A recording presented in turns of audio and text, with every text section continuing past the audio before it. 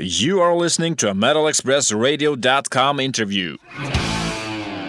Enjoy. Hi, it's Mick Burgess here. I'm now backstage at the O2 Academy in Newcastle, and I'm joined today by Vivian Campbell of Dio, Last in Line, Def Leppard, and quite a few other bands. Vivian, how are you doing? I'm very well, thank you. Very well. So you're here on tour with the Last in Line.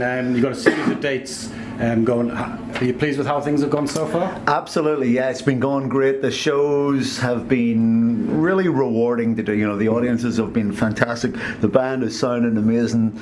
It's been great. It's been really hard work, you know.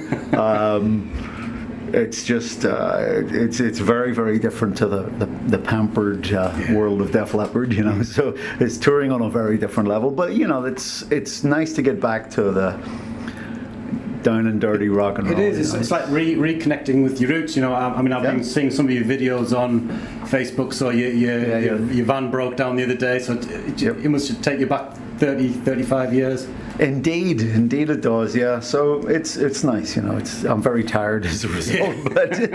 But when you get on stage for that hour and a half or whatever, it's great. You know. I've got to say the sound check sounded fantastic as well. So it's going to be a treat for your fans tonight. Years of practice. Because you know, Vinny was here a few minutes ago. You're both original members of Dio. I mean, is your intention for this tour to focus mainly on the Dio material? Or are you going to play quite a few from Last in Line as well? Well, that was the intention of the band originally. You know, when we first started just jamming together, it was just for that reason, to just play some. We all live in LA area in the west coast of America, so it was just to kind of play regional dates and have a bit of fun.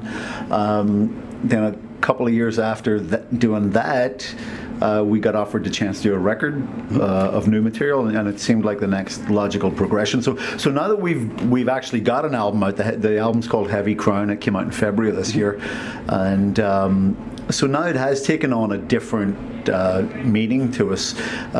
We still play a lot of songs from the early Dio records that we were involved with, but obviously we're here for a reason. We're here as the band Last in Line with our own album, so we're pushing it. You know, on any given night we can play up to 5 songs from the new record, or sometimes 3, sometimes 4. You know, depending on the audience and how we feel it'll go. So and you know, the Dio songs that we play, there's a lot to choose from. We focus on the first 3 albums because that was the tenure of the original band: Vinny, Jimmy Bain, myself, and Ronnie. And so you know, there's a lot of great tracks to choose from within those 3 records. So we've actually changed the show, not every night, but you know, we have different set lengths. Some nights we only get to play 40-45 minutes, other times it's an hour and a half. You know, so we've had to be very flexible and right before the show. And what do we get tonight then? Tonight we've got about an hour and 15 minutes we can play. So there'll be a healthy amount of Dio classics. Yeah. Because when you were in the original Dio band, you played Rainbow and Black Sabbath stuff as well. Is this just going to be stuff that you've written rather than? Yeah. We're not playing anything from Rainbow or Black Sabbath. I mean, when the original Dio band toured on the Holy Diver tour, there were only 9 tracks on the Holy Diver album. So obviously we needed more material, and Ronnie had been in Rainbow and he'd been in Sabbath. So we did some of the songs that Ronnie did with Rainbow and Sabbath, and that made perfect sense at the time. It would make no sense for anyone in this band to play anything from Sabbath or Rainbow. I mean, we're just focusing on our own musical legacy and heritage. So how did Last in Line, whose idea was it? What was the catalyst that sort of brought you all back together again? Well, I just wanted to jam. I did a brief tour with Thin Lizzy in early 2011. When Def Leppard were having some time off, and that really kind of reconnected me to my youth, because Lizzy were very influential when I was in my teens, my formative years, when I was really honing my craft as a guitar player. The music of Thin Lizzy meant an awful lot to me, and my first band, Sweet Savage, we went on tour with Lizzy on the Renegade tour, did the whole UK tour. We opened for them every time they came to Ireland, and so we're very familiar with them. And so just to be on stage with Scott Gorham and Brian Downey and playing the music of my youth really reignited that passion. And I came back off of that tour, and I was just wanting to play a lot of aggressive rock guitar again. So that's when I called up Jimmy and Vinny, and I I had no intention other than to go into a rehearsal room and play, and we did. And at that point, that was mid-2011, it had been 27 years or so since we had played together. And as soon as we started playing, the chemistry was absolutely instant. It was just like it was almost 30 years ago, and we all got really excited about that. And after a while, after we played a while, Vinny suggested, he says, I know this great singer, Andrew Freeman. He said, it'd be so much better if we had a singer to complete the sound. And we're still just in a rehearsal room jamming. And Andy comes in. That was the first time I met him. And when Andy started singing, that's when I had a bit of a light bulb moment, because here, when Jimmy and Vinny and I played, it was the unmistakable sound of early Dio. It's just the sound that we make together.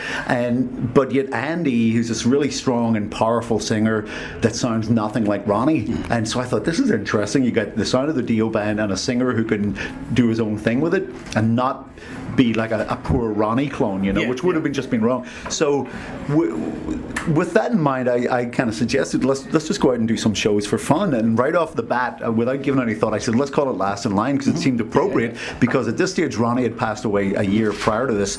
So Jimmy and Vinny and I, we were the last in line. It's also the title of the second album that we wrote and recorded with Ronnie. And so it was a little fun thing that just kind of grew from that, you know. But the catalyst, I guess, to get back to your original question, was just that I was in a place in my life where I was rediscovering my original passion in life, and that is to play aggressive rock music. You know, I mean, you'll be pleased to hear that I actually interviewed Scott Gorham on Monday, and I told him that I was coming here today, and he told me that I had to tell you hello. Oh, he had to say that how much he enjoyed playing with you, and he loved those shows that did with Thin Lizzy. So we had a lot of nice things to say. Such a nice bloke as well. He is, and that was great. And we played here at the City Hall on that tour, right, and I love the City Hall. It's such a great venue. I love all of those venues around this country. You know, there were some fantastic, and then before it was demolished, the Glasgow Apollo place. I mean, there were such great venues. The Ulster Hall in my hometown in Belfast. There's lovely venues to play. And that's where all the bands used to come and play, wasn't it? Yeah. I remember, seeing Rory Gallagher in the Ulster Hall and Lizzie and AC/DC with Bon Scott. You know, it was just. You used to have to go and get your tickets from the ticket office. There was no ticket master. Oh, it was great. And they were only 3 or 4 quid. It's funny. Those are the days. Those are the days. Because I mean, in those early years, I mean, you know, it must have been magical from a creative point of view. You did those 3 albums. I mean, what was it about that band at that time that made everything just click so well? I don't know. I mean, there's chemistry is not something tangible, you know. You can get people who are great musicians, but they don't necessarily play well together, you know. And there's just something about that band. When we played together for the first time, when I auditioned for the band, it was also Jimmy's first time playing with Vinny. All right. Yeah, they had never made music together before. I mean, obviously there was a correlation because Ronnie had been with Jimmy in Rainbow, in the first version of Rainbow, and Ronnie had also been with Vinny in Sabbath, but the 3 of them had never made music together. And then you had me, you know, as a 20-year-old being interjected into the mix, and I'd never played with any of them. So, how scary was that for you then? It was quite frightening, I mean, the whole time I was in Dio was quite intimidating to me, because Ronnie was a hero of mine, and he was also considerably older than me, so I had this sort of weird relationship with him. It was like I always say it's like being in a band with your stepdad, you know? In a way, I had that kind of awkward relationship where we had mutual admiration for each other on a musical level, but we had a really difficult time communicating about regular stuff, you know, whereas Vinny and he and Jimmy could sit down and share a joke and tell a story about their shared experiences in the past, but I was kind of like this little snot-nosed kid, you know, just having a really hard time getting my head around the fact that I was in a band with somebody who I'd grown up listening to, you know. I think some people find it quite difficult to understand that, you know, when you're in a band, you don't always get on with everybody in the band, and it's like, you know, if you're at work, you don't get on with your boss. So, you know, some people have said, oh, why couldn't you be friends? Why couldn't? It's just one of those things that happens. I mean, do you wish that maybe you'd been able to sort of reconcile before Ronnie went? It's just one of those things. You know, my issue with Ronnie wasn't it wasn't a personality thing. I mean, we didn't not get along. We just didn't really bond on a human level. That's fair enough, isn't it? The reason I got fired from the band was because I was the most vocal about the deal that Ronnie had offered us when the band had formed, and that he wasn't keeping his end of the deal. See, a lot of people have mistakenly think a couple of things about this. Number one, they think that I left the band. That's absolutely untrue. I was fired. I did not want to leave that band. And number two, people think that it's about money. Yes, on the surface it was about money, but it was more about principle. I've always been big on principle. When a man shakes my hand and looks me in the eye and gives me his word, I expect him to keep it, because I keep my end of the deal. And when the band formed that night, there were only 4 people in the room: Jimmy, Vinny, Ronnie, and myself. And Ronnie he explained the situation. He said, look, we're going to start this out. It's going to have my name, obviously, for the obvious name recognition reason. He asked us to work for nothing, and we did. We worked for nothing, but he said we're going to create as a band, and we did. We wrote and created as a band. He said by the 3rd album we'll make it an equitable situation. So when the 3rd album came along, I just wanted to hold him to his word. I kept saying, Ronnie, we need to talk about this. We're on album number 3. The albums 1 and 2 were hugely successful, as were the tours. We were literally earning less than the road crew. There were people in our crew who were being paid much, much more money than we were getting. Yet we were on stage playing music that we wrote and created and recorded, and getting none of the ticket sales, none of the T-shirts, being salaried less than the crew. And that's fine, because we'd signed on to that because we were sharing a collective goal. There was a chemistry in the band and a bond, and that's what made it a great band, because we were all in it together. There was a team feeling. But the unfortunate thing about all of it was Ronnie was managed by his estranged wife, Wendy, and Wendy never saw that the same way Ronnie did. Ronnie believed, and he knew the creative power of a unit of people that worked well musically together. Wendy didn't see it that way. Wendy was too myopic to see that. She always thought that it was all about Ronnie, and it didn't matter who played drums or who played bass or who played guitar. Now, she was very misguided about that, because history has proven that it does matter. Great bands are great bands, and they don't. You don't just kind of go out and hire someone to replace them. You cannot replace great musicians, especially when there's a chemistry and an interconnection between all of them. You take out one, the whole thing starts to fall apart. To answer your question, I think that Ronnie and I could have easily reconciled it, but as long as Wendy was his manager, which she was till the day he died, that was never going to happen, because she'd always been the one who had come in and driven a wedge between us in the original band. So really it's because you became the spokesman, that you became the focal point for saying, right, you're out, sort of thing. Yeah, because unlike the other guys, I wasn't married at the time. I had no kids. I didn't have a mortgage. I had no responsibilities. I just thought, this guy made me a promise, and we're at that time, and I'm going to go knock on his door and see what's up with that. And I was the constant thorn in his side about that. I wouldn't let it go, because, like I said, it's not about money. It was never about money. It's about principle. I've always been very, very big on principle. I'm a highly principled person, and that's. And I don't think anybody can argue with that, because I think anybody else in that position would have thought the same. Yeah, but it's unfortunate that it then, after the fact, a lot of it was misrepresented in the press. The Dios went on to say that I turned my back on the band, that I quit the band. That was absolutely untrue. And this was back in the day before Facebook or social media, where you could really present your own side of the story. The only way you could do that was to hire a publicist at great expense, and I couldn't afford to do that, so I wasn't in a position to defend my name and my actions, and through the years this has snowballed into something. And then there were years when I said shitty things about Ronnie, and there were years when he said shitty things about me. We're both guilty of saying stupid things, like airing our dirty laundry in public, which is never a good thing. But I honestly do think that if I'd been walking down the street and I saw Ronnie walking down the street, it would have been okay. We would have gone to the pub, we would have had a couple of pints, and we would have come out of there mates, and it would have been fine. But like I say, there's the business side of it there was always somebody driving a wedge between us. It's a shame, but moving back to the present day, Andrew Freeman's a great choice, and like you said, he's got a powerful voice, and he doesn't sound like Ronnie. So did you? That was the plan, but did you know Andrew before then? No, Vinny had worked with him before. I'd never met Andrew till he came into the rehearsal room that day in 2011.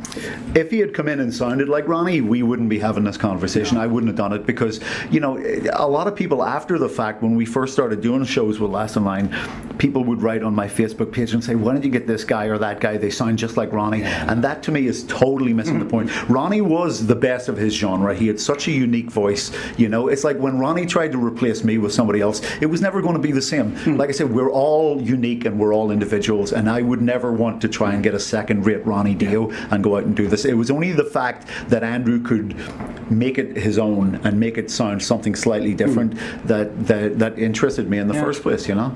It's funny because I thought the same when, you know, Jeff Scott Soto's, he toured with Journey, and I liked the fact that he didn't sound like Steve.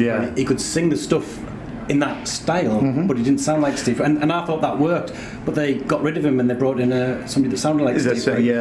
I know. Yeah, I was actually on that tour with Def Leppard when they actually changed singers mid-tour. They started with Steve Aguirre, and after a couple of weeks, we showed up for soundcheck one day, and we thought, that's not Steve Aguirre. We could hear them soundchecking, and we went in, and there was Jeff Scott Soto. So and they didn't even tell us that they were changing singers. We were on tour with them. It was the most bizarre thing, but it worked because the thing about I noticed, and I think everyone else in Def Leppard noticed, when they brought Jeff onto the Journey tour, he's a much more aggressive, he's a rock singer, and it upped their game. All of a sudden, Journey became a more feisty band on stage, and I actually thought their show benefited as a result of that. I think so. I think he could have taken them forward rather than looking back to the he could have taken them forward into the... But who knows? I have no idea why that didn't pan out. So when did it go from playing in the rehearsal room and having fun with some mates to sort of saying, right, let's make some music, let's write some new songs? Well, we were, we all have day jobs, and obviously I've been in Leopard for 25 years, and that's a big commitment. So, like I said, this only ever started as a little fun kind of West Coast of America, let's do the occasional show. But over a couple of years, it kind of grew. Like we had the chance to come here to the UK and do some shows in summer of 2013, and we did that, and they went well. And a few months later, we were offered an opportunity to go to Tokyo in Japan and play the Loud Park Festival, so we did that. And then so it was starting to grow just naturally a little bit and starting to become more international. And then it was after the Tokyo show, our manager got a call from Frontiers Records and asking if we'd be interested to write and record new music. And up to that point, we really hadn't thought about it, but it would seem like the next logical step. And also, once we'd taken that step, this project has become a bit more serious than just a little weekend thing. I mean, obviously, I'm still very committed to Leopard, and I can only do this in my free time from Def Leppard. And literally, I just finished the Def Leppard tour, and then I had about a week off, and then I started in America with this, and so it takes a lot out of you. It's a big commitment for me to do this in terms of my time and my energy, but it's very, very rewarding for me because I'm still wanting to scratch that itch. I still want to play guitar like that. And in Leopard, it's fair to say that the main muscle that I exercise there is the vocal thing. Def Leppard's a very strong vocal band, and we're really proud of how well we can represent that vocal production live, and to actually really do it live like we do. So. But the guitar playing here in Last in Line is, you may notice in this band, I do not sing at all. I don't have a mic in front of me because I'm just so preoccupied with playing guitar. I'm the only guitar player in the band, unlike Leopard where there's Phil Collins and myself. So it's all about just putting my head down and just playing. To be honest, guitar. I was enjoying watching the sound check and letting you ripping into stand up and shouting straight through the heart. Because sometimes when I've seen you with Def Leppard, I'll be thinking, go off for it. I want to hear you do a screaming solo. So it's nice to see you sort of playing like that again. Well, thank you. Leopard's a different sort of band. Even the solos within Leopard are very concise. They have to serve the tune melodically. It's just a different kind of band, Absolutely. Because Heavy Crown came out at the beginning of the year, and at the time I'd sort of, when I reviewed it, said it was strong contender for one of the albums of the year in January. I still think that now, and I've had all those 11 months that's passed. I mean, you must be really pleased with how it's turned out. It came out every bit as good as we had hoped for, and we're very encouraged by the response that it's gotten. The reviews, and not just the sales, but the reviews and the way people have said things like that, and it really is, I think, it wasn't a very conscious thing for us to go in and make that kind of a record that sounds classic. But like I said before, it is just naturally the sound that we made when we started playing. So the only, we wanted to make a record in the style of Holy Diver, and that's not to say that we wrote songs to sound like, we didn't put any thought into the songs we were writing. We just jammed and stuff happened. But when we did Holy Diver back in 1982, we created it in the same spirit, is what I mean. We'd go into a rehearsal room and Jimmy and Vinny and I would play. We'd come up with a riff. We'd think, okay, that sounds like a verse riff or a chorus riff. We'd cobble an arrangement together. Ronnie would come in the evening. We'd play it for him. Ronnie would give us the thumbs up or the thumbs down, or make suggestions about how to change stuff. He'd start looking through his lyric books. He'd listen to it a couple of times. He'd step up to the mic and he'd sing. And sometimes by the end of the night we had a completed song. And if not by that night, then he'd come back the next day and he'd have all the lyrics written and it was done. It was just a very organic and a very quick process. So that's the way that we approached writing the Heavy Crown album. We also recorded it very much in the same way that Holy Diver was done. Live tracks, guitar, bass and drums, and I doubled the guitar track. We'd put on minimum embellishments, then Ronnie do a vocal, I do a guitar solo, bang, done. And we also mixed it very much in the spirit of records of that era. I'm personally not a big fan of the overuse of compression in modern recordings. There's so much of it at every stage, the recording and the mixing and the mastering, and then the reason people do that is so that their records pop out of the radio. Everyone wants their album to sound louder than everyone else's, but I think we've reached the zenith of that sort of activity because it really squashes the dynamics so much that for me, it can give me ear fatigue after a while. I'd much rather listen to an older record that has a bit more air around it. So we kind of, the guy who mixed our record, Chris Collier, we asked him to listen repeatedly to Holy Diver and to use minimal compression as little as possible when mixing the record, and I'm happy to say that he did that. So it does have a certain sound that's characteristic, that's redolent of that area or the era. But it does sound it doesn't sound like it was made in the 80s. It does sound, it's got a modern, it sounds like Dio, what did it sound like in the 21st century. I'd like to think so, Because Claude was originally part of the setup, wasn't he? Claude Schnell, the keyboard, but he also would. Claude, we didn't have a keyboard player when we went in to do Holy Diver. Claude was only only brought in after the record was done and for the tour as a supplemental musician. So again, that was another bridge that we had to cross when we went in to make this record.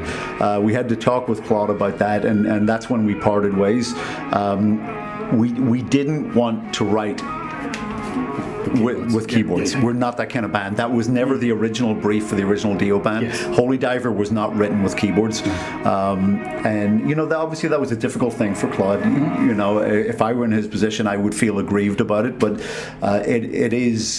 that changed the dynamic and the direction of the band. When we were offered the record deal and we decided to go that route, that did change the structure and the dynamic of the band, obviously. And now people have said to me, well, how come you have a keyboard player when you're out here playing? Now, well, obviously certain songs for in the live arena require keyboards, so it is what it is. That was a different thing, that we took a different approach from when we were writing and recording than we do when we're out here touring.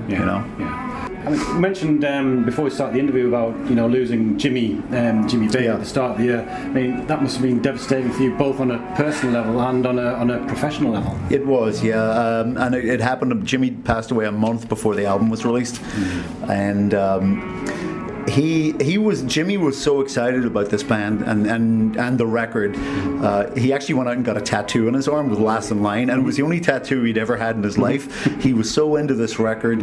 Last couple of years of Jimmy's life, he'd really kind of hit rock bottom with his addictions and stuff and gotten into trouble with the law. While we were writing this record, Jimmy was living in a halfway house, court mandated, and I had to go pick him up. He's only allowed out between 4 p.m. and 10 p.m. And I'd pick him up at this place, and it was a horrible, horrible place. I mean, just so depressing. So I'd be parked outside. Jimmy would hop into the car at 4:15. We'd drive to the rehearsal room. We'd write songs, and I'd bring him back for 9:45 at night, and he'd go back in. And the only thing that he had to keep him going in there was his bass guitar. And Jimmy wrote a lot of the riffs for the record, as he always did. Jimmy was a great riff writer, and he was so into this band and into making this record that it really was, in the last couple of years of his life, his salvation in a lot of ways. And I'm very happy. That's probably the thing that makes me happiest of all about the way the record's been received is that it's a great closing to Jimmy's life and career. You know, it would have been really sad if the record was a piece of shit and everyone hated it. Yeah. You know, because Jimmy made some great records in his life. You know, and he didn't just play in them. He was a very unsung hero. He wrote a lot and didn't always get the credit. And I know that because I saw it with my own eyes and I heard it with my own ears, where Jimmy was in the room and I know he had input in a song, and when it came out his name wasn't on the record, you know, and I thought, that's kind of strange. But that's just Jimmy, you know. He was a very meek, mild-mannered person and he wouldn't say anything about it. But so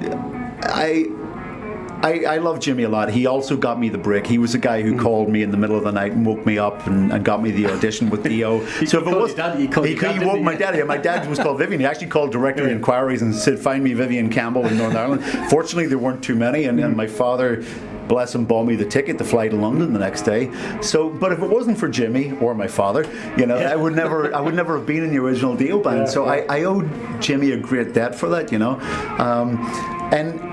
It was very, very sad. It was very difficult for us, and like I said, it happened a month before the record came out. He passed away, and then we had a whole tour booked starting in March in the US, and we had to decide at that point, what do we do? And so we cancelled the tour.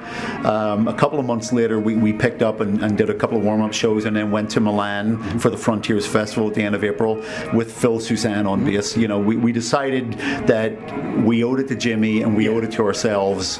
We'd made a great record, and we couldn't just let it wither on the vine, you know. So we got Phil in. It was a difficult process to go through, auditioning other people to replace Jimmy. Like I said before, you can never really replace someone, and it's never going to be the same. I'll be the first to say that. It's not just the music; it's the personality as well. Yeah. But even on a musical level, no two people play the same. I mean, you can play the notes, but no two people play the exact same notes exactly the same. I know this for a fact. So, you know, I'll never play like Steve Clark and Def Leppard, but the Def Leppard is adapted, you know, and Phil Suzanne now has come in to play bass for us, and he'll never play quite like Jimmy.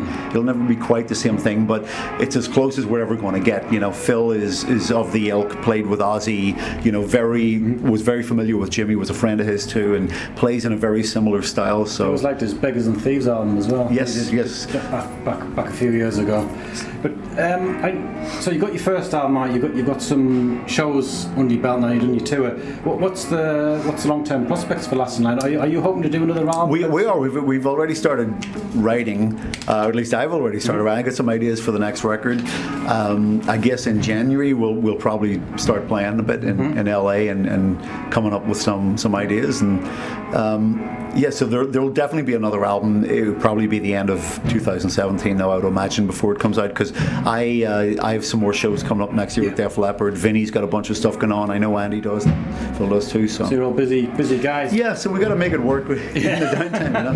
Yeah. But I mean, also, you know, the River Dogs. And you've got a live album with Def Leppard coming up. You've got the River Dogs. So what's the latest with that? Well. Again, Frontiers record. After the Last in Line record came out and it was, you know, reasonably successful, Frontiers Records asked me if I'd be interested in doing another record with River Dogs. So I called those guys, and the brief was, however, that we have to make it like the first record as much as possible. So we've done it, and I got to tell you, it's a guitar-intensive record. It really is. There's so much guitar in the record, and it's done. We're going to mix that in January, and then we'll deliver it to the label. So I don't know what their release schedule is, but again, in 2017, probably mid or early 2017, I would imagine that record's coming out. So you're going to have a busy year. Yeah, but I'm not going to tour with that band. Yeah. I can't. So it's too much. I mean, it's too much work. I got children, and I'm going to try and find a bit of time for myself. But, so it's. I mean, I do love my work, and it is very cathartic to me to be able to go out and do it, and I love playing live. That's what it's all about, you know. But I can't commit to touring with River Dogs. That's just too much. But the record is really, really good. It's going to be great. It's going to be really strong. Well, and loads of guitar. Vivian, it's been an absolute pleasure. Thank you. Best luck with the show tonight and the rest of the tour. Thank you very much. Hopefully we can catch up next year when you're back out with Def Leppard. Cheers. I'll see you then.